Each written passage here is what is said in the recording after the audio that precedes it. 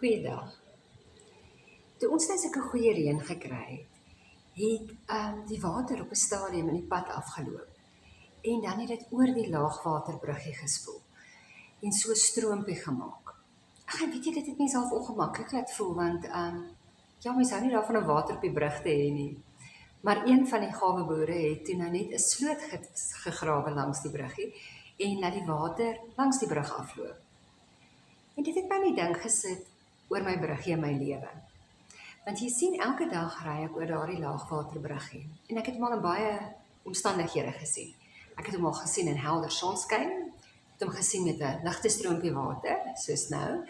Ek het hom gesien as die haalkorrels op hom neerslaan, as die wind waai, as dit mistig is. Ek het hom al gesien as die water oor hom stroom en ek nog kan deurry. En ook al is die water so oor hom stroom dat ek hom glad nie kan raak sien nie en omdraai en terug gaan huis toe. Jy sien, hierdie laagwaterbruggie is stewig gebou.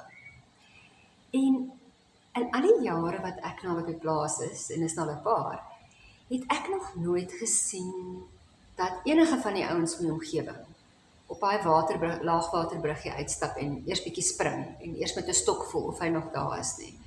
Daar's 'n vaste vertroue dat hierdie bruggie daar is. Maak nie saak wat die water oor hom sê nie. En dit laat my so dink aan die Here. Want jy weet, die Here is vir my soos 'n bruggie. Hy is altyd daar. Partykeer is daar goed wat stroom in ons verhouding, wat dit dalk mag versteur. En wat ek moet kyk om te sê, joh, waar moet ek hierdie goed wat my verhouding met die Here versteur, herlei, dat dit onder die brug kan deurvloei en my nie pla nie. Partykeer is daar omstandighede buite my beheer, wat maak dat ek dalk nie so duidelik sien nie. As daai rivier afkom, kan ek vir jou waarborg, daar is nie 'n teken van die bruggie as die bruin watermassas oor hom stroom nie. Maar ek het die vertroue in die wete dat hy daar is. Dat sodra my sig verbeter, sodra dit wat skeiding bring tussen ons uit die weg geruim is, dat ek hom weer sien en altyd kan vertrou dat hy daar is.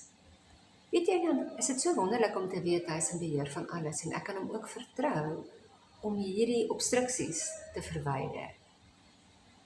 Ek wil jou aanmoedig om vas te hou aan die Here in hierdie jaar, om altyd te weet hy is daar, altyd te weet hy gee om, altyd te weet hy is stewiger as enigiets wat die ou duiwel oor jou pad kan stuur.